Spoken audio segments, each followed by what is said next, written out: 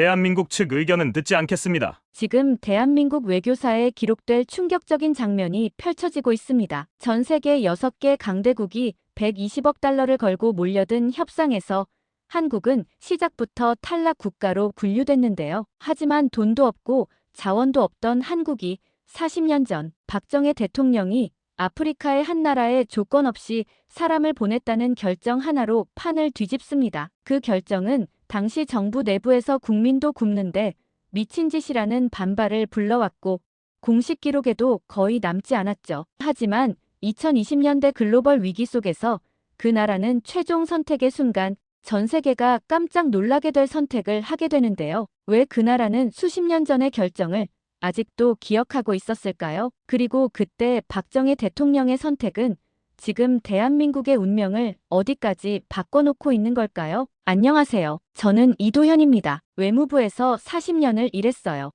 1970년대 신입실무관으로 시작해서 주요국 대사를 거쳤죠. 사람들은 저를 실리 외교의 산증인이라 불렀는데 저는 그 말이 싫지 않았습니다. 외교란 계산이고 거래이며 국익이라고 믿었으니까요. 2023년 가을 75의 나이로 대통령 특사에 임명됐을 때 저는 이미 예감하고 있었어요. 제네바 국제회의장에 섰을 때 그 예감은 현실이 되어 있었습니다. 7개 강대국 대표단이 원형 테이블을 채웠고 저는 그 뒤편 보조 의자에 앉아 있었죠. 회의장 천장의 샹들리에가 너무 밝아서 눈이 아팠어요. 대한민국 측 의견은 듣지 않습니다. 의장의 목소리가 마이크를 타고 울렸습니다. 통역 이어폰 속 한국어는 차갑고 정확했어요. 제 옆에 앉은 후배 직원이 손을 떨었고 서류 넘기는 소리가 회의장 전체에 퍼졌죠. 중국 대표가 먼저 발언권을 잡았습니다. 우리는 150억 달러 규모의 인프라 패키지를 준비했습니다. 러시아가 바로 이었어요.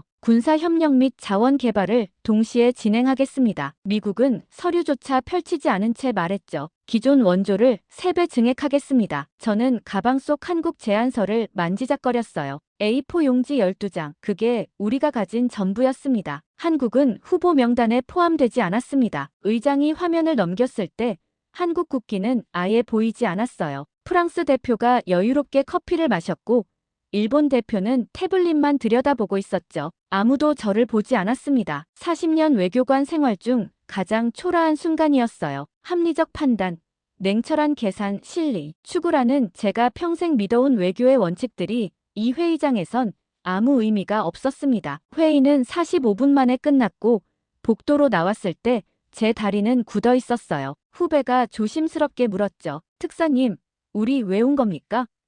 저는 대답하지 못했습니다. 스위스 공항까지 가는 차 안은 침묵으로 가득했어요. 창밖으로 알프스 산맥이 보였는데 전혀 아름답지 않았습니다. 우리는 협상하러 온 게 아니라 결과를 통보받으러 왔군요. 제가 중얼거렸을 때 운전사가 백미러로 저를 쳐다봤고 후배는 고개를 더 깊이 숙였어요. 호텔방에 돌아와 넥타이를 풀고 거울을 봤습니다. 주름진 이마와 처진 눈꺼풀, 힘없는 인매를 한 70대 노인이 거기 서 있었어요. 책상 위 서류 가방을 열었을 때 한국 제안서는 한 장도 펼쳐지지 않은 채 그대로였죠. 핸드폰이 울렸습니다. 청와대였어요. 결과가 어떻습니까? 저는 천천히, 아주 천천히 대답했죠. 시작도 못했습니다. 통화를 끊고 창밖을 내다봤어요. 제네바 호수가 검게 빛나며 잔잔하게 흔들리고 있었습니다. 저는 의자에 깊이 기대 눈을 감았어요. 분노가 먼저 올라왔고 무력감이 뒤따랐으며 마지막엔 체념이 왔습니다. 이게 현실이구나. 저는 40년간 외교 현장을 누볐지만 결국 이 자리에선 아무것도 아니었어요. 돈도 없고 자원도 없고 군사력도 없는 나라. 한국은 그저 그런 나라였습니다. 1973년 가을 저는 31살의 외무부 신입이었습니다. 아프리카국 실무관 발령을 받은 지 석 달째 되던 어느 목요일 오후 청와대 긴급회의 소집 통보를 받았어요. 시간은 오후 9시, 장소는 본관 지하 회의실이었죠. 저는 서류 가방을 챙기면서 손이 떨리는 걸 느꼈습니다. 청와대 회의는 처음이었어요. 택시를 타고 가는 동안 창밖 서울 거리를 봤어요. 어두운 골목길, 가로등 아래 걷는 사람들, 판잣집 사이로 새어나오는 희미한 불빛들이 보였습니다. 1973년의 서울은 가난했어요. 너무 가난했죠. 회의실 문을 열었을 때 이미 20명이 넘는 고위 관료들이 자리를 채우고 있었습니다. 경제기획원 차관, 재무부 국장, 상공부 차관보, 국방부 기획관리실장까지 모여 있었어요. 저는 제일 끝자리 벽쪽 보조의자에 조용히 앉았죠. 형광등 불빛이 차갑게 내려앉아 회의실 전체를 환하게 밝히고 있었습니다. 9시 정각, 안건 하나가 배포됐어요. 표지에는 극비라는 도장이 찍혀 있었죠. 에티오피아 긴급 지원건. 저는 서류를 천천히 펼쳐 내용을 확인했습니다. 의료진 12명, 건설기술자 8명, 통신 전문가 5명으로 총 25명을 파견한다는 내용이었어요. 파견 기간은 3년, 예상 소요 예산은 당시 돈으로 230만 달러였습니다. 저는 속으로 계산을 해봤어요. 우리나라 1년 외환 보유고가 3억 달러도 안 되던 시절이었죠. 회의실 앞쪽으로 박정희 대통령이 들어왔습니다. 모두가 일어섰고 저도 따라 일어났어요. 대통령은 손짓으로 앉으라고 했죠. 그리고는 맨 앞자리에 앉아 담배 한 개비를 꺼내 불을 붙였습니다. 시작하게 비서실장이 회의를 열었어요. 에티오피아 정부로부터 긴급 지원 요청이 왔다는 설명이 이어졌죠. 가뭄과 기근으로 수십만 명이 굶주리고 있고 의료시설이 붕괴 직전이라는 보고였습니다. 우리 입장을 말씀드리겠습니다. 경제기획원 차관이 먼저 발언권을 잡았어요. 목소리가 높았죠. 현재 우리나라 국민 1인당 소득이 297달러입니다. 에티오피아는 151달러고요. 50달러 차이밖에 안 납니다. 그는 서류를 들어올리며 계속 말했어요. 우리도 지금 살기 어렵습니다. 거기까지 도와줄 여력이 없습니다. 재무부 국장이 바로 말을 이었습니다. 외환 보유고 문제를 말씀드려야겠습니다. 지난달 기준으로 2억 8천만 달러밖에 안 남았어요. 지금은 외화 한 푼이 아쉬운 상황입니다. 상공부 차관보가 책상을 손바닥으로 한 번 치며 거들었죠. 국내 상황 보고를 올리겠습니다. 전라도, 경상도 농촌에서 보릿고개로 굶는다는 보고가 매주 올라옵니다. 초등학교 아이들 점심 급식도 제대로 못하는 학교가 태반입니다. 그의 목소리가 떨렸어요. 분노가 아니라 절박함이었죠. 이런 상황에서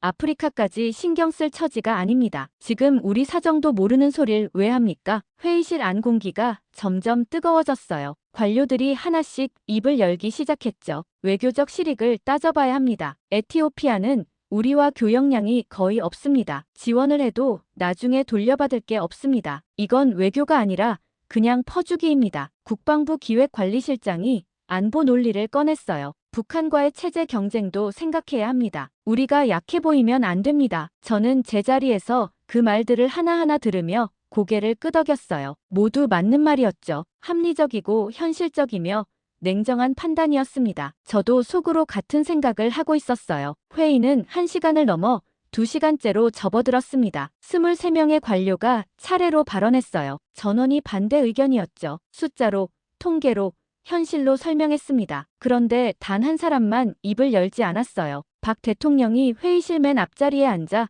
담배만 피우고 있었습니다. 한 개비를 다 피우면 또 한 개비를 꺼냈어요. 연기가 천천히 올라가는 동안 그의 얼굴엔 아무 표정이 없었죠. 눈도 깜빡이지 않았습니다. 저는 그 모습을 보며 이상한 느낌을 받았어요. 회의실에 24명이 있었지만 대통령은 완전히 혼자인 것처럼 보였습니다. 각하, 결정을 내려주셔야 합니다. 비서실장이 조심스럽게 말했을 때 대통령은 담배를 잿더리에 천천히, 아주 천천히 비볐어요. 회의실이 조용해졌습니다. 형광등 소리만 희미하게 들렸어요. 모두가 숨을 죽이고 기다렸죠. 저는 그 침묵 속에서 무게를 느꼈습니다. 한 사람이 23명의 반대를, 모든 합리적 근거를, 현실의 벽을 온몸으로 받아내고 있다는 압박감이었어요. 그리고 박 대통령이 천천히 고개를 들었습니다. 주름진 얼굴, 피곤한 눈, 처진 어깨. 그는 완전히 혼자였어요. 박 대통령이 입을 열었습니다. 다 들었네. 목소리가 낮았고 힘이 없었어요.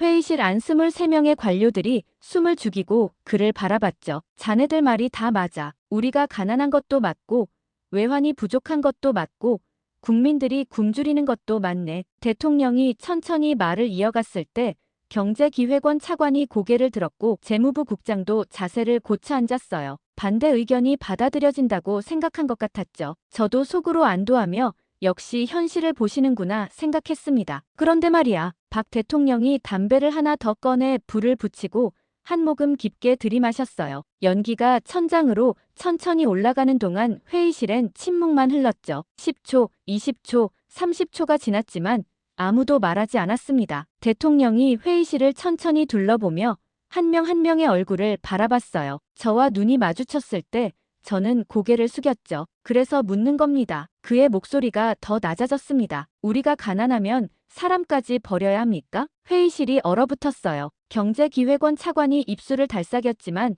말이 나오지 않았고 재무부 국장은 서류만 내려다봤으며 상공부 차관보는 안경을 벗어닦기 시작했습니다. 저는 그 순간 박 대통령의 얼굴을 똑바로 봤어요. 주름이 깊었고 눈이 충혈되어 있었으며 입술이 바짝 말라 있었죠. 어깨가 축 처져 있는 모습은 완전히 혼자인 사람처럼 보였습니다. 나도 안다네. 우리 형편이 어떤지. 밤마다 보고서를 읽으면서 농촌에서 굶는 사람들 이야기, 공장 문 닫는다는 이야기, 외화 떨어진다는 이야기를 다 봤네. 대통령이 담배를 재떨이에 툭 치며 계속 말했어요. 제가 흩어지는 걸 보면서요. 그래도 말일세. 나라가 가난하다고 해서 사람까지 버리면 그건 나라가 아닐세. 회의실에 침묵만 흘렀습니다. 형광등이 희미하게 깜빡였고 복도 어딘가에서 발걸음 소리가 들렸다가 사라졌어요. 저는 손에 땀이 나는 걸 느끼면서 숨쉬기가 답답했죠. 이해할 수 없었습니다. 합리적이지 않았고 계산이 맞지 않았으며 외교적 실익도 없었지만 그 말의 무게만큼은 온몸으로 느껴졌어요. 비서실장이 조심스럽게 입을 열었습니다. 각하, 그럼 파견을 진행하시겠다는 말씀이십니까? 박 대통령이 고개를 한번 끄덕였어요. 파견합니다. 25명, 3년 준비하게. 두 글자였지만 그 무게는 회의실 전체를 짓눌렀습니다. 비서실장이 황급히 회의록을 펼치며 펜을 들었어요. 각하, 회의록에 어떻게 기록하겠습니까? 결정 사유를 어떻게 정리할까요? 박 대통령이 천천히 일어나 문 쪽으로 걸어가다 멈춰 섰습니다. 뒤돌아보지 않고 말했어요. 기록하지 마. 비서실장이 멈칫했죠. 죄송하지만 각하, 회의 결정 사항은 반드시 기록해야. 이 회의 내용, 회의록에 남기지 말게. 결정만 집행하면 돼. 이유는 적지 마. 대통령의 목소리가 단호했습니다. 회의실 안이 술렁였고 비서실장이 당황한 표정으로 펜을 내려놓았으며 재무부 국장이 옆 사람에게 뭔가 속삭였어요. 박 대통령은 그대로 문을 열고 나갔습니다. 뒷모습이 무거워 보였고 어깨가 굽어 있었어요. 문이 닫혔죠. 회의실에 남은 관료들이 서로를 쳐다봤지만 누구도 말을 꺼내지 못했습니다. 저는 제자리에서 일어나지 못한 채 그대로 앉아 있었어요. 회의록에도 남지 않는 결정이라니, 외교 활동인데 기록조차 하지 말라니 하는 생각이 머릿속을 맴돌았죠. 하나둘 사람들이 일어나기 시작했습니다. 경제기획원 차관이 서류를 집으며 이해할 수 없어라고 중얼거렸고 재무부 국장도 고개를 저으며 감정적 결정이야라고 말했어요. 상공부 차관보가 지나가며 저를 보고 말했습니다. 이 실무관, 자네가 이 일 맡겠구만. 고생 좀 하겠어. 그는 씁쓸하게 웃으며 나갔어요. 저는 제일 마지막에 자리에서 일어나 회의실을 나서며 뒤돌아봤습니다. 텅 빈 회의실과 재떨이에 가득한 담배꽁초, 그리고 대통령이 앉았던 빈 의자가 보였어요. 복도를 걸으며 이 결정을 나중에 누가 기억이나 할까? 회의록에도 남지 않는데 생각했죠. 그날 밤 저는 사무실에 혼자 남아 창밖 서울 야경을 봤습니다. 불빛이 적어서 어두웠어요. 책상 위에 놓인 파견 준비 지시서를 펼쳐 읽었을 때 국기 개양 금지, 언론 보도 금지, 성과 보고서 작성 금지라는 문구를 보며 손이 떨렸죠. 이름도 남기지 않고 기록도 남기지 않는 파견. 그 어떤 외교 매뉴얼에도 나오지 않는 방식이었습니다. 저는 타자기 앞에 앉아 파견 계획서를 작성해야 했지만 손가락을 키보드 위에 올렸는데 움직여지지 않았어요. 이게 맞는 건가? 이게 외교인가? 회의실에서 들었던 대통령의 목소리가 귓가에 맴돌았습니다. 나라가 가난하다고 사람까지 버리면 그건 나라가 아닐세. 저는 여전히 그 말을 이해할 수 없었지만 그 무게만큼은 점점 더 무겁게 느껴지고 있었어요. 타자를 치기 시작했습니다. 한 글자 한 글자 천천히요. 50년 뒤 제네바 호텔방에서 에티오피아 장관을 만나기 전까지 저는 이 결정을 이해하지 못했습니다. 출국 전날 외무부 회의실에 파견단이 모였습니다. 25명이 둥글게 앉아 있었어요. 의사 김정호는 36살이었고 간호사 이영숙은 31살, 토목기사, 박성민은 42살, 통신기술자, 최인수는 38살이었죠. 각자의 삶이 있는 사람들이었습니다. 아내가 있고 자식이 있고 부모가 있는 사람들이었어요. 저는 그들 앞에 서서 브리핑을 시작했습니다. 여러분이 가실 곳은 에티오피아 북부 지역입니다. 현지 사정은 좋지 않아요. 의료시설이 거의 없고 통신망도 제대로 구축되어 있지 않으며 도로 사정도 열악합니다. 의사 김정호가 손을 들었어요. 실무관님, 의료 장비는 어느 정도 지원됩니까? 저는 서류를 넘기며 대답했죠. 기본 장비만 보냅니다. 현지에서 구할 수 있는 건 직접 구하셔야 해요. 간호사 이영숙이 조심스럽게 물었습니다. 우리가 세운 병원은 나중에 어떻게 됩니까? 3년 뒤 철수할 때요. 저는 잠시 멈칫했다가 대답했어요. 현지 정부에 넘깁니다. 그쪽에서 운영하게 될 겁니다. 그럼 우리 이름은 남습니까? 건물에 동판이라도 붙나요? 저는 고개를 저었습니다. 아니요, 남지 않습니다. 회의실이 조용해졌어요. 누군가 물을 마시는 소리가 들렸고 의자 삐걱거리는 소리가 났죠. 토목기사 박성민이 천천히 입을 열었습니다. 실무관님, 그럼 우린 누구 이름으로 갑니까? 대한민국 정부 파견단입니까? 아니면 민간 봉사단입니까? 저는 그 질문에 대답할 준비가 되어 있지 않았어요. 서류 어디에도 그런 지침은 명확하지 않았죠. 대한민국 이름으로 갑니다. 제가 그렇게 말했을 때 통신기술자 최인수가 고개를 가로저었어요. 그럼 우리가 한국 사람이라는 걸 현지에서 밝힙니까? 국기라도 개양합니까? 저는 입을 다물었습니다. 그때 회의실 문이 열렸어요. 비서실 직원이 들어와 제게 쪽지를 건넸죠. 청와대 최종 지시사항이라고 적혀 있었습니다. 저는 쪽지를 펼쳐 읽었어요. 국기 개양 금지, 언론 보도 금지, 성과 보고서 작성 금지, 파견 사실 대외 공개 금지. 저는 그 글자들을 2번 읽으며 손이 떨리는 걸 느꼈습니다. 외교 활동인데 국기를 달지 말라니, 기록을 남기지 말라니요. 실무관님, 김정호 의사가 저를 불렀습니다. 지시사항이 뭡니까? 우리가 알아야 할 게 있으면 말씀해 주십시오. 저는 쪽지를 접으며 입을 열었지만 목소리가 제대로 나오지 않았어요. 헛기침을 하고 다시 말했죠. 여러분은 조용히 가서 조용히 일하고 조용히 돌아오시면 됩니다. 회의실 공기가 무거워졌습니다. 이영숙 간호사가 눈살을 찌푸리며 물었어요. 그럼 우린 뭡니까? 외교관도 아니고 공식 파견단도 아니고 그럼 우린 대체 무슨 자격으로 가는 겁니까? 저는 대답하지 못했습니다. 외교관도 아니고 봉사단도 아니고 그 어떤 이름도 붙일 수 없는 사람들이었어요. 침묵이 길게 흘렀습니다. 박성민 기사가 팔짱을 끼고 천장을 올려다보며 씁쓸하게 웃었죠. 그럼 우리가 왜 갑니까? 이름도 안 남고 기록도 안 되고 아무도 모르는데 왜 3년을 가야 합니까? 저는 그 질문에 답을 할 수 없었어요. 왜 가는지, 왜 이렇게 보내는지 저도 이해할 수 없었습니다. 다만 며칠 전 회의실에서 들었던 대통령의 목소리만 떠올랐죠. 대한민국이라고 말하지 마십시오. 제가 천천히 말했을 때 회의실 공기가 더 무거워졌습니다. 25명이 모두 저를 바라봤어요. 그냥 사람으로 가십시오. 도움이 필요한 사람들을 돕는 그냥 사람으로요. 최인수 기술자가 한숨을 쉬었습니다. 참 이상한 일이네요. 나라에서 보내는데 나라 이름을 쓰지 말라니. 김정호 의사도 고개를 저었어요. 이해가 안 되지만 명령이니 따라야겠죠. 다음 날 새벽 김포공항은 한산했습니다. 가족들이 배웅을 나왔어요. 김정호 의사의 아내가 어린 딸을 안고 서 있었고 딸아이는 아빠 목에 매달려 울고 있었죠. 최인수 기술자의 어머니가 아들 손을 꼭 잡고 놓지 않으려 했고 박성민 기사의 아내는 눈물을 훔치며 고개를 돌렸습니다. 저는 멀찍이 서서 그 모습을 지켜봤어요. 누군가 우는 소리가 들렸고 작별 인사를 나누는 목소리가 들렸죠. 3년 뒤에 봅시다. 꼭 건강하게 돌아올게요. 김정호가 아내에게 말했을 때 아내는 고개를 끄덕이지 못하고 그냥 울고 있었습니다. 딸아이가 아빠 가지 말라고 소리쳤어요. 탑승 시간이 됐습니다. 25명이 줄을 서서 게이트로 걸어갔어요. 뒤돌아보는 사람도 있었고 손을 흔드는 사람도 있었으며 그냥 고개를 숙이고 걷는 사람도 있었죠. 저는 그들이 게이트를 통과해 사라질 때까지 서 있었습니다. 공항 창밖으로 비행기가 활주로를 달리는 게 보였어요. 점점 속도를 내더니 하늘로 떠올랐죠. 점점 작아지다가 구름 속으로 완전히 사라졌습니다. 이 사람들을 누가 기억할까? 저는 그렇게 생각했어요. 기록도 없고 보도도 없고 이름도 남기지 않는 파견이었습니다. 50년 뒤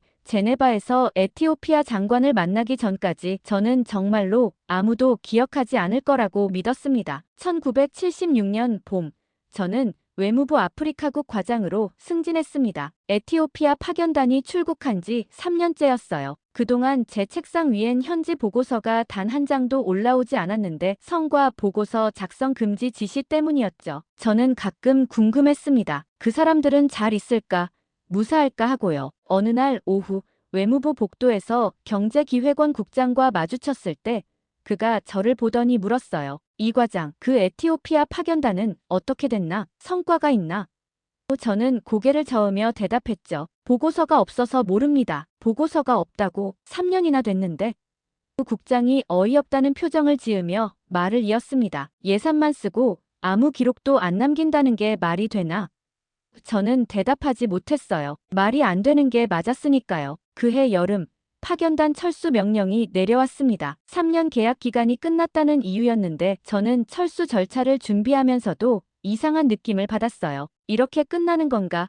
흔적도 없이 하는 생각이 들었죠. 김포공항에서 귀국하는 파견단을 맞이했을 때 25명이 게이트를 통과해 나왔는데 저는 그들을 알아보기 힘들었습니다. 3년 전보다 훨씬 여위어 있었고 피부는 햇볕에 그을려 검게 변해 있었으며 눈빛은 3년 전보다 훨씬 깊어져 있었어요. 의사 김정호가 제일 먼저 저를 보고 다가왔습니다. 실무관님, 아니 이제 과장님이시군요. 그는 악수를 청하며 미소 지었는데 손에는 굳은 살이 박혀 있어서 거칠었죠. 고생 많으셨습니다. 모두 무사히 돌아오셔서 다행입니다. 제가 말했을 때 간호사 이영숙이 고개를 저으며 말했어요. 무사하진 않았습니다. 홍 기사님이 말라리아로 2달 동안 생사를 오갔고 박 간호사는 탈진으로 쓰러졌었죠. 저는 그런 보고를 받은 적이 없었는데 가슴이 철렁했습니다. 공항 밖으로 나왔을 때 가족들이 기다리고 있었는데 김정호의 딸이 아빠를 보고 달려오다가 중간에 멈춰 섰어요.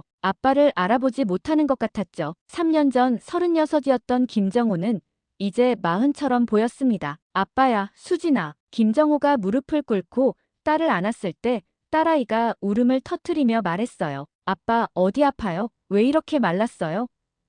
아이의 목소리가 떨렸고 저는 그 모습을 보며 가슴이 아팠습니다. 이름도 남기지 않고 기록도 남기지 않은 채 3년을 보낸 사람들이었어요. 며칠 뒤 외무부 회의실에서 비공식 면담이 있었습니다. 공식 보고회는 없었지만 제가 개인적으로 파견단 몇 명을 만나 이야기를 들었는데 그들의 경험이 궁금했어요. 현지에서 뭘 하셨습니까? 제가 물었을 때 토목기사 박성민이 대답했습니다. 병원 2곳 지었습니다. 벽돌 하나하나 직접 쌓았어요. 현지인들과 함께요. 그는 손을 펼쳐 보이며 말을 이었죠. 이 굳은 살이 그 증거입니다. 통신기술자 최인수가 피로한 목소리로 말했어요. 통신망도 깔았습니다. 마을 3곳을 연결했는데 처음엔 전봇대조차 없어서 나무를 베어 기둥을 세웠어요. 현지 사람들 반응은 어땠습니까? 김정호 의사가 잠시 생각하더니 천천히 대답했습니다. 처음엔 경계했어요. 우리가 뭘 원하는지, 나중에 뭘 요구할 건지 궁금해했죠. 그런데 우리는 아무것도 요구하지 않고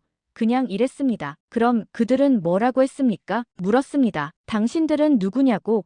어느 나라에서 왔냐고요? 저는 몸을 앞으로 기울이며 물었어요. 뭐라고 대답하셨습니까? 김정호가 씁쓸하게 웃으며 말했습니다. 실무관님, 아니 과장님이 시킨 대로 했습니다. 회의실이 조용해졌고 저는 입술을 깨물었죠. 그런데 이상한 일이 있었습니다. 이영숙 간호사가 눈시울을 붉히며 말했어요. 철수하기 일주일 전 우리가 세운 병원에 현지 사람들이 모여들었는데 마을 주민 전체가 온 것 같았어요. 그녀가 목소리를 가다듬으며 계속 말했습니다. 그들이 우리 이름을 하나하나 불렀어요. 김정호, 이영숙, 박성민, 최인수, 25명 모두의 이름을요. 어떻게 이름을 알았습니까? 여러분이 알려준 겁니까? 아니요, 우리는 알려준 적이 없는데 그들은 알고 있었어요. 박성민이 가방에서 작은 노트를 꺼내 제게 건넸습니다. 한 소년이 이걸 줬습니다. 우리 이름이 적혀 있어요. 현지 말로요. 저는 그 노트를 받아 펼쳤는데 서툰 글씨로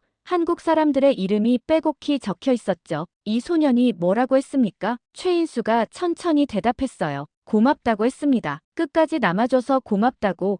다른 나라 사람들은 다 떠났는데 당신들만 끝까지 있었다고 했어요. 저는 노트를 들고 한참 동안 말을 하지 못했습니다. 기록도 남기지 말라고 했는데 현지 사람들이 기록하고 있었고 이름도 밝히지 말라고 했는데 그들은 이름을 기억하고 있었어요. 과장님, 김정호가 저를 부르며 물었습니다. 우리가 한 일, 누가 알까요? 한국에서 아무도 모르잖아요. 저는 고개를 숙이며 말했어요. 죄송합니다. 사과할 일 아닙니다. 우리는 명령을 따랐을 뿐이니까요. 그가 일어서며 말을 이었습니다. 다만 궁금합니다. 40년 뒤, 50년 뒤에 누군가 이 일을 기억이나 할까요? 저는 대답하지 못했어요. 50년 뒤 제네바 호텔방에서 에티오피아 장관을 만나기 전까지는요. 1976년 가을 파견단 귀국 보고서를 작성하지 말라는 최종 지시가 떨어졌습니다. 저는 책상 앞에 앉아 그 지시서를 읽으며 펜을 내려놓았어요. 3년간의 활동, 25명의 헌신, 현지에 남긴 병원과 통신망, 그 모든 것이 공식 기록에서 사라지는 순간이었죠. 외무부 문서고 어디에도 이 일은 남지 않을 거였습니다. 몇 년이 흘렀습니다. 1980년대가 되었고 1990년대가 왔으며 2000년대가 지나갔어요. 저는 주요국 대사를 거치며 외교관 생활을 이어갔는데 그동안 에티오피아 파견 이야기를 꺼내는 사람은 아무도 없었죠. 외교부 내부에서조차 그 일을 아는 사람이 거의 없었습니다. 2010년 저는 은퇴했습니다. 외무부를 떠나는 날 제 사무실을 정리하다가 서랍 깊숙한 곳에서 오래된 노트 하나를 발견했어요. 박성민 기사가 건네줬던 그 노트였죠. 현지 소년이 적었던 25명의 이름이 여전히 그대로 남아있었습니다. 저는 그 노트를 오래 들여다봤어요. 40년 가까운 세월이 흘렀지만 잉크는 바래지 않았고 서툰 글씨는 여전히 또렷했죠. 이 소녀는 지금 어디서 뭘 하고 있을까 생각했습니다. 은퇴 후 저는 가끔 옛 동료들을 만났어요. 외교관 출신들의 모임에서 누군가 물었죠. 이 대사님, 40년 외교관 생활 중에 가장 기억에 남는 일이 뭡니까? 저는 잠시 망설이다가 대답했습니다. 1970년대에 에티오피아 파견단을 보낸 적이 있습니다. 에티오피아요? 그런 일이 있었나요? 젊은 외교관이 고개를 갸웃거렸어요. 기록에서 본 적이 없는데요. 저는 쓸쓸하게 웃었죠. 기록이 없으니까 모르는 게 당연합니다. 2015년 파견단 중 한 명이었던 김정호 의사가 세상을 떠났습니다. 저는 장례식장에 찾아가 조문했는데 영정사진 속 김정호는 젊었을 때 모습이었어요. 에티오피아로 떠나기 전의 모습이었죠. 빈소에서 이영숙 전 간호사를 만났습니다. 그녀도 이제 70을 넘긴 나이였는데 저를 보고 반갑게 인사했어요. 과장님, 아니 대사님이시죠? 저는 고개를 숙이며 말했습니다. 오랜만입니다. 우리는 장례식장 복도에 나와 이야기를 나눴어요. 김 선생님께서 마지막까지 에티오피아 이야기를 하셨어요. 이영숙이 말했죠. 자기가 한 일 중에 가장 의미 있는 일이었다고. 비록 아무도 기억하지 않지만 자신은 평생 기억할 거라고 하셨습니다. 저는 목이 메었습니다. 죄송합니다. 제가 그분들을 기록에 남기지 못했어요. 대사님 잘못이 아니잖아요. 명령이었으니까요. 이영숙이 가방에서 낡은 사진 한 장을 꺼냈어요.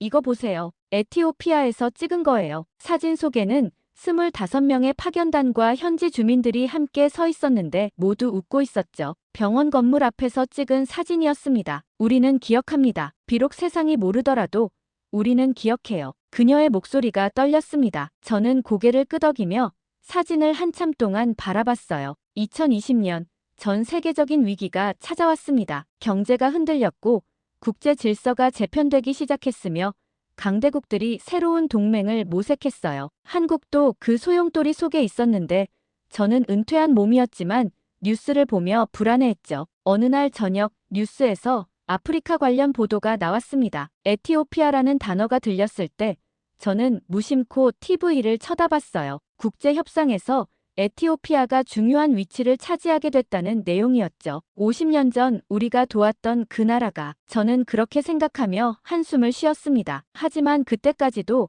그 일이 다시 의미를 가지리라곤 상상하지 못했어요. 2023년 여름 청와대에서 전화가 왔습니다. 이도현 전 대사님, 대통령께서 특사로 임명하고자 합니다. 저는 놀라서 물었어요. 저요? 75살인데요. 예.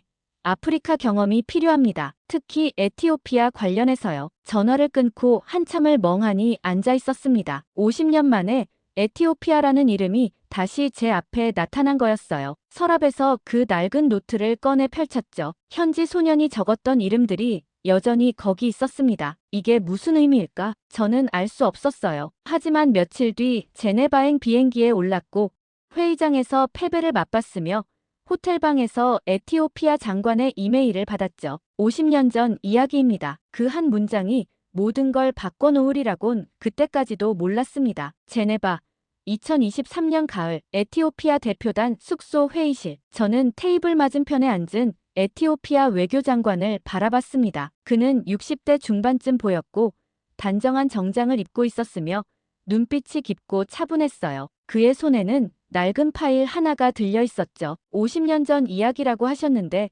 구체적으로 무슨 말씀이신지 여쭤봐도 되겠습니까? 제가 조심스럽게 물었을 때 장관은 파일을 천천히 열었습니다. 안에서 오래된 사진 몇 장이 나왔는데 흑백 사진이었어요. 병원 건물 앞에서 찍은 사진, 사람들이 줄을 서 있는 사진, 공사 현장에서 일하는 사람들의 사진이었죠. 이 사진들을 보십시오. 장관이 사진을 제 앞으로 밀었습니다. 저는 사진을 집어들고 자세히 들여다봤어요. 희미하지만 한국 사람들의 얼굴이 보였고 그들 옆에 에티오피아 사람들이 함께 서 있었죠. 1973년부터 1976년까지 한국에서 25명이 우리나라에 왔습니다. 장관이 차분하게 말했어요. 국기도 없었고 언론도 없었으며 어떤 공식 기록도 남기지 않았죠. 그들은 그냥 왔고 일했고 떠났습니다. 저는 숨이 막혔습니다. 어떻게 그걸 아십니까? 제가 그 소년이었습니다. 장관이 사진 한 장을 가리켰어요. 이 아이 보이십니까? 병원 앞에 서 있는 이 소년이 접니다. 저는 사진 속 작은 소년을 봤는데 여위고 맨발이었으며 큰 눈으로 카메라를 바라보고 있었죠. 저는 그때 12살이었습니다. 가뭄으로 부모님을 잃었고 동생과 함께 굶주리고 있었어요. 마을에 병이 돌았는데 동생이 고열로 쓰러졌죠. 장관의 목소리가 낮아졌습니다. 그때 한국 사람들이 세운 병원에 갔습니다. 의사 한 명이 동생을 봤는데 밤새 곁을 지켰어요. 자기 나라 아이처럼요. 저는 그 의사가 누구인지 알았습니다. 김정호였죠. 동생은 살아났습니다. 3일 동안 생사를 오갔지만 그 의사가 포기하지 않았어요. 장관이 다른 사진을 꺼냈습니다. 저는 그분들에게 물었어요. 왜 우리를 돕느냐고, 나중에 뭘 원하느냐고요. 그가 사진을 내려다보며 말을 이었어요. 그런데 그분들은 아무것도 원하지 않았습니다. 도움이 필요한 사람을 돕는 게 당연하다고 했어요. 저는 50년 전 제가 파견단에게 했던 말을 떠올렸습니다. 대한민국이라고 말하지 마십시오. 그냥 사람으로 가십시오. 저는 그분들의 이름을 하나하나 외웠습니다. 김정호, 이영숙, 박성민, 최인수, 25명 모두의 이름을요. 장관이 서랍에서 낡은 노트를 꺼냈어요. 제가 40년 넘게 간직했던 것과 똑같은 노트였죠. 이게 제가 적은 겁니다. 절대 잊지 않기 위해서요. 제 손이 떨렸습니다. 장관님께서는 그 후 어떻게 되셨습니까? 한국 분들이 세운 학교에 다녔습니다. 그분들이 떠난 뒤에도 그 학교는 남아 있었어요. 장관이 말했죠. 대학에 갔고 정부에 들어갔으며 외교관이 됐습니다. 그리고 지금 여기 있습니다. 50년 동안 그분들을 기억하고 계셨다는 말씀입니까? 기억이 아닙니다. 빚입니다. 장관의 목소리가 단호했어요. 한국은 우리가 가장 힘들 때 왔고 아무것도 요구하지 않았으며 끝까지 남아 있었습니다. 다른 나라들은 다 조건을 걸었지만 한국만은 그냥 도왔어요. 저는 말문이 막혔습니다. 50년 전 그 결정이, 모두가 반대했던 그 선택이, 기록에도 남지 않았던 그 파견이 이렇게 기억되고 있었다니요. 그래서 우리는 한국을 선택했습니다. 장관이 공식 문서를 꺼내 제 앞에 놓았어요. 에티오피아 정부의 공식 도장이 찍혀 있었죠. 이번 국제협상에서 우리가 가진 선택권을 한국에 주기로 결정했습니다. 하지만 장관님, 다른 나라들은 훨씬 더 큰 조건을 제시했을 텐데요. 중국, 러시아, 미국, 알고 있습니다. 150억 달러, 군사협력, 원조 3배 증액. 장관이 고개를 끄덕였어요. 하지만 우리는 50년 전을 기억합니다. 돈도 없고 힘도 없었지만 사람을 보냈던 그 나라를요. 그들은 총도 돈도 없었지만 끝까지 남아 있었습니다. 그게 우리에겐 어떤 조건보다 값졌어요. 저는 의자에 깊이 기댔습니다. 가슴이 벅찼고 눈시울이 뜨거웠으며 50년 만에 이해하게 됐어요. 박 전 대통령이 왜 그 결정을 내렸는지, 왜 기록을 남기지 말라고 했는지를요. 장관님, 한 가지만 여쭤봐도 되겠습니까? 말씀하십시오. 그분들 중 김정호 의사는 2015년에 돌아가셨습니다. 장관님께서 이 사실을 알고 계셨습니까? 장관이 잠시 눈을 감았습니다. 알고 있습니다. 우리 정부에서 조문을 보내려 했지만 한국 측에서 그런 기록을 찾을 수 없다고 했어요. 그가 눈을 뜨며 말했죠. 기록은 없어도 기억은 남습니다. 저는 고개를 숙였습니다. 50년간 외교관으로 살았지만 외교가 무엇인지 이제야 알게 된 것 같았어요. 감사합니다, 장관님. 한국을 대표해서 깊이 감사드립니다. 감사는 저희가 드려야 합니다. 50년 전 그분들께요. 장관이 일어서며 손을 내밀었고 저는 그 손을 잡았습니다. 악수를 나누는 동안 저는 생각했어요. 이게 외교구나. 계산할 수 없는 것, 기록할 수 없는 것. 하지만 절대 잊히지 않는 것. 제네바에서 서울로 돌아오는 비행기 안에서 저는 창밖을 내다봤습니다. 구름 위로 햇빛이 쏟아지고 있었고 하늘은 끝없이 푸르렀으며 저는 50년 만에 처음으로 평온함을 느꼈어요. 손에는 에티오피아 장관이 건네준 사진들이 들려 있었는데 그중 하나를 꺼내 다시 들여다봤죠. 병원 앞에 선 12살 소년과 의사 김정호의 모습이었습니다. 선생님이 하신 일이 헛되지 않았습니다. 마음속으로 김정호 의사에게 말했어요. 그리고 이영숙 간호사, 박성민 기사, 최인수 기술자, 그리고 이름도 다 기억나지 않는 나머지 21명에게도요. 여러분이 남긴 것은 기록이 아니라 사람이었습니다. 인천공항에 도착했을 때 청와대 직원이 저를 기다리고 있었습니다. 대사님, 대통령께서 바로 보고를 받고 싶어 하십니다. 저는 고개를 끄덕이고 차에 올랐어요. 청와대로 가는 길, 서울 거리를 보며 생각했습니다. 50년 전 이 거리는 어두웠고 가난했으며 희망보다 절망이 많았죠. 지금은 불빛으로 가득하고 높은 빌딩들이 솟아있으며 사람들이 바쁘게 걸어다니고 있었어요. 모든 게 달라졌지만 어쩌면 가장 중요한 것은 변하지 않았는지도 모른다는 생각이 들었습니다. 청와대 집무실에서 대통령을 만났습니다. 저는 에티오피아와의 협상 결과를 보고하고 50년 전 이야기를 전했어요. 대통령은 조용히 듣다가 물었죠. 그 파견은 기록에 없지 않습니까? 예. 기록은 없습니다. 하지만 기억은 남아있었습니다. 박정희 대통령의 결정이었습니까? 그렇습니다. 전 정부 관료가 반대했지만 전 대통령 혼자 결정하셨죠. 대통령이 창밖을 보며 말했습니다. 평가가 엇갈리는 분이지만 이 결정만큼은 옳았군요. 저는 고개를 끄덕였어요. 50년이 걸려서 증명됐습니다. 보고를 마치고 나왔을 때 저는 휴대폰을 꺼내 이영숙 전 간호사에게 전화를 걸었습니다. 벨이 몇 번 울리고 그녀의 목소리가 들렸어요. 여보세요? 이영숙 선생님, 이도현입니다. 대사님, 무슨 일이세요? 저는 에티오피아 이야기를 천천히 들려줬습니다. 장관이 그때 그 소년이었다는 것, 25명의 이름을 모두 기억하고 있다는 것, 그래서 한국을 선택했다는 것을요. 전화기 너머로 그녀가 흐느끼는 소리가 들렸죠. 김정호 선생님께서 들으셨으면 얼마나 좋아하셨을까요? 알고 계실 겁니다. 어디선가요? 전화를 끊고 저는 한강공원 벤치에 앉았습니다. 해가 지고 있었고 강물이 붉게 물들고 있었으며 사람들이 산책을 하고 있었어요. 저는 가방에서 50년 전 노트를 꺼내 펼쳤죠. 현지 소년이 적었던 25명의 이름이 여전히 또렷했습니다. 외교가 뭘까? 50년간 외교관으로 살면서 수없이 던졌던 질문이었어요. 계산이라고 생각했고 거래라고 믿었으며 실리라고 배웠죠. 하지만 제네바에서 돌아온 지금 저는 다른 답을 찾았습니다. 외교는 기억입니다. 조건 없이 베풀었던 선의의 기억, 아무도 보지 않는 곳에서 묵묵히 일했던 사람들의 기억, 이름을 남기지 않았지만 마음에 남았던 그 순간의 기억이요. 박 전 대통령은 미래를 산 게 아니었습니다. 사람을 남긴 거였어요. 기록은 사라져도 사람은 남고 문서는 없어져도 기억은 남으며 50년이 지나도 그 온기는 식지 않는다는 걸 아셨던 거죠. 나라가 가난하다고 사람까지 버리면 그건 나라가 아닐세. 50년 전 회의실에서 들었던 그 목소리가 다시 들리는 것 같았습니다. 저는 그제야 이해했어요. 그건 감정적 결정이 아니라 가장 전략적인 선택이었고 비합리적 판단이 아니라 가장 깊은 통찰이었으며 무모한 도박이 아니라 가장 확실한 투자였다는 걸요. 며칠 뒤 저는 국립묘지를 찾았습니다. 김정호 의사의 묘소 앞에 섰을 때 저는 무릎을 꿇고 절을 올렸어요. 선생님, 늦었지만 전해드립니다. 선생님이 살린 그 소년이 이제 한 나라의 외교장관이 됐고 50년이 지나 한국을 선택했습니다. 바람이 불어왔고 나뭇잎이 흔들렸으며 저는 오랫동안 그 자리에 앉아 있었어요. 집으로 돌아와 서재에 앉았을 때 저는 오래된 타자기를 꺼냈습니다. 50년 만에 처음으로 그때 이야기를 기록하기로 결심했어요. 비록 공식 외교 문서로는 남지 않겠지만 누군가는 알아야 한다고 생각했죠. 첫 문장을 쳤습니다. 1973년 가을, 대한민국은 가장 가난했던 시절 가장 위대한 결정을 내렸다. 타자를 치면서